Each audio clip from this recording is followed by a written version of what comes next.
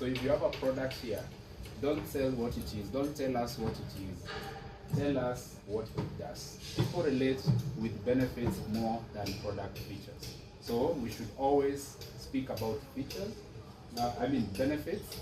And then we're not only talking about benefits, we are talking about how those benefits are an add-on to our clients.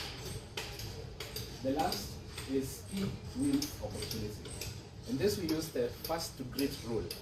First to greet rule says, how many of us use Matatus here?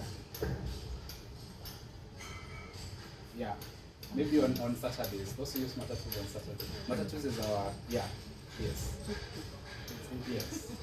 So the first person to greet you while you're waiting for your matatu, the first conductor to greet you, you're likely to get into that matatu. Is that correct?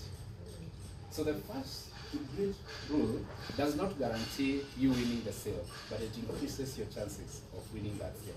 So what we do with this, we say don't wait.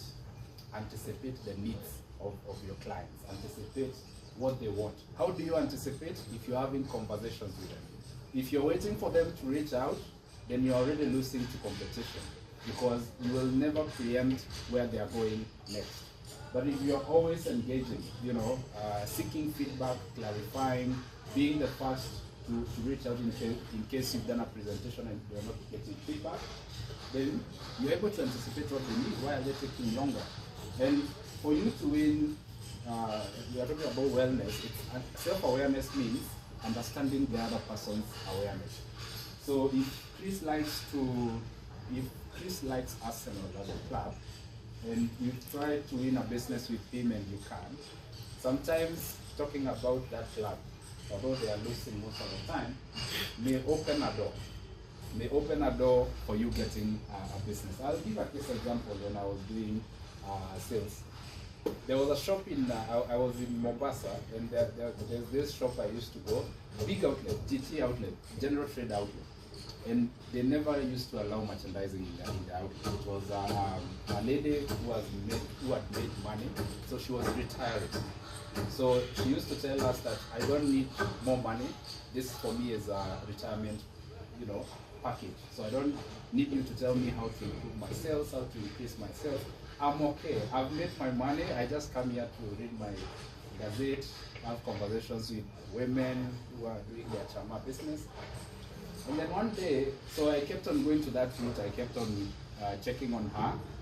So one day, I'm there, and the Chama women are there, and they start with a Christian, prayers and stuff like that. And then I tell her, oh, mommy, I'm also born again. And that's the first time she asked me, hey, and what's your name? So I had gone that route for 6 months, and because I identified with something she cares about, that was the first time she asked me my name. And after that, we did big business.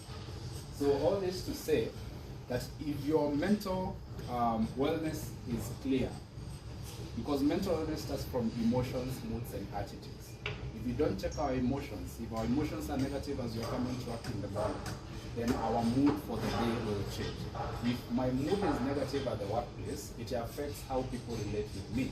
It affects, when you speak to customers, they can tell that, today we are not talking much to this guy, he's somewhere. And then when that happens, we form an attitude about which affects our productivity. So all this, to sum it up, if you have a clearer mind, clarity in your thoughts because of your mental wellness, you'll be able to spot that Uji moment and make it a what? Smoothie moment. A smoothie sale. Yes. So